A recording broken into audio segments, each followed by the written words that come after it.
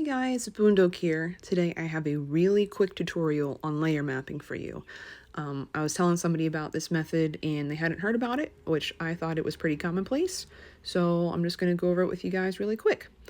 So we have our notes from our game session here. Obviously they're kind of slapdash because you're kind of focusing on things other than mapping.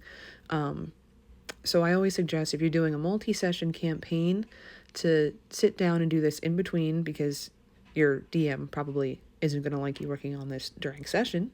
You should probably be focusing on other things. But this also allows you to actually sit down and use this method to see if you had made any issues anywhere with your note taking. So what you're going to do is you're going to grab a gridded paper. It can be either dot grid or line grid, whatever you guys prefer.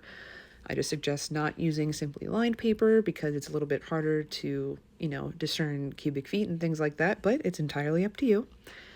So we're going to take the base layer of our map that we had sketched out, so the bottom floor, and we're going to put it onto our dot grid paper using a thick marker. I always start with black and work with black. That's just me. So here we have it. You'll see that differential there. I just can't count.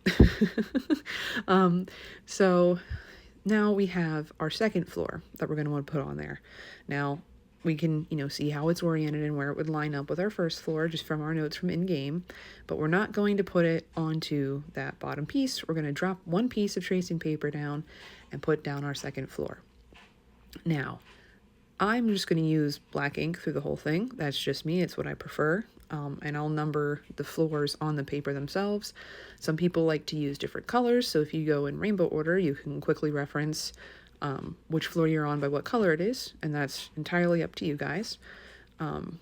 Some people think there's always issues with this method because they think you're not going to be able to see the gridding or the lining through all of the sheets of paper, especially if you get, 8, 9, 10 feet up. We're doing Castle Ravenloft, so I think the highest we have right now is 6 stories in our notes. But you'll see here, I threw 5 or 6 pages down, and even with all the papers down, you can see definitely, even with the top floor, the base layer comes through. The dot grid's a little bit difficult, but you can still work with that. You still have that reference. And if you really so wish, you can trace that dot grid through on the back too. Hopefully this helps some of you guys. As always, take care and stay well.